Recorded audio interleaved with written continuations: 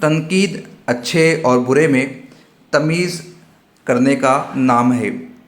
ہر کسی میں کسی نہ کسی شکل میں تنقیدی شعور پایا جاتا ہے۔ یہ بھی حقیقت ہے کہ تنقید کے بغیر انسان آگے کا سفر جاری نہیں رکھ سکتا۔ یہی تنقید جب ادب میں شامل ہو جاتی ہے تو اچھے اور برے کی تمیز کے ساتھ ساتھ فیصلہ لینے کی قوت بھی شامل ہو جاتی ہے۔ دراصل اسے ہی تنقیدی شعور کا نام دیا گیا ہے، جس کی مدد سے ہم ادب کی نہ صرف تنقید کرتے ہیں بلکہ اس کی بازیافت بھی کرتے ہیں۔ تنقید دراصل کسی فن پارے کی محتاج ہوتی ہے، یعنی تخلیقات ہی پر تنقید کی جاتی ہے۔ یہی وجہ ہے کہ تنقید کے لیے تخلیق کا ہونا ازحد ضروری ہے۔ نقاد کے لیے یہ بھی ضروری ہے کہ وہ کسی بھی کتاب پر تنقید کرتے وقت کسی بھی طرح کے تعصب کا شکار نہ ہو، بلکہ تنقید نگار کے لیے یہ ضروری ہے کہ وہ فن پارے کا تجربہ اس کی خوبی اور خامی کی بنیاد پر کرے۔ اسی لیے تنقید نگار کے لیے یہ ضروری ہے کہ وہ کسی بھی تخلیق کا بغور مطالعہ کرے، تبھی وہ کسی خاطر خواہ نتیجے پر پہنچنے کی کوشش کر سکتا ہے۔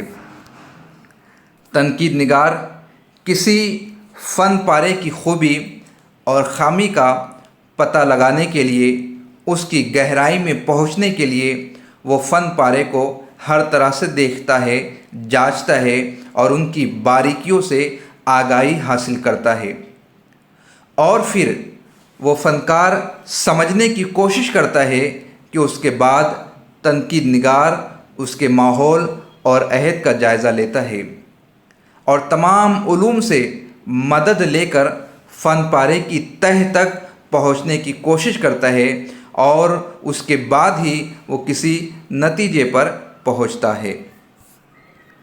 تنقید نگار کا کام بہت پیچیدہ ہوتا ہے، اسی لیے یہ ضروری ہے کہ اس کا مطالعہ بہت ہی وسیع ہو، بہت سے علوم سے واقف ہو، تبھی وہ کسی فیصلے پر پہنچنے میں کامیاب ہو سکتا ہے۔ کیونکہ نقاد یا تنقید نگار ایک عام انسان سے الگ ہوتا ہے، اس کے اندر تنقیدی شعور زیادہ ہوتا ہے۔ یہی وجہ ہے کہ وہ کسی ادبی و فنی کارنامے کو سمجھنے اور سمجھانے کی زیادہ صلاحیت رکھتا ہے۔ اس کی تنقیدی نگاہ پڑھنے والوں یعنی کہ قارئین کو راستہ بھی دکھاتی ہے، یعنی قاری کی رہنمائی کرتا ہے ایک تنقید نگار۔ عام طور پر ایسا ہوتا ہے کہ قاری نے کسی فن پارے کو پسند یا ناپسند کر لیا، لیکن اس کے اسباب اور وجوہات سے وہ واقف نہیں ہوتا ہے۔ تنقید کے متعلق ایک اہم رائے یہ بھی ہے کہ اس میں صرف خامی کو اجاگر کیا جائے، لیکن ایسا نہیں ہے۔ تنقید نگار کی نگاہ خامی اور خوبی دونوں پر ہونی چاہیے۔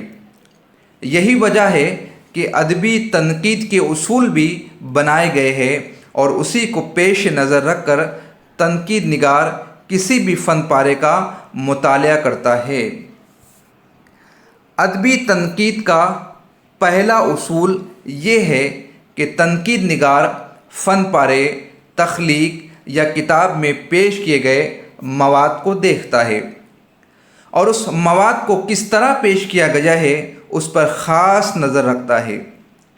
ادبی تنقید کا پہلا کام یہ دیکھنا ہوتا ہے کہ فن پارے میں جو تجزیہ پیش کیا گیا ہے اس کی اہمیت کیا ہے۔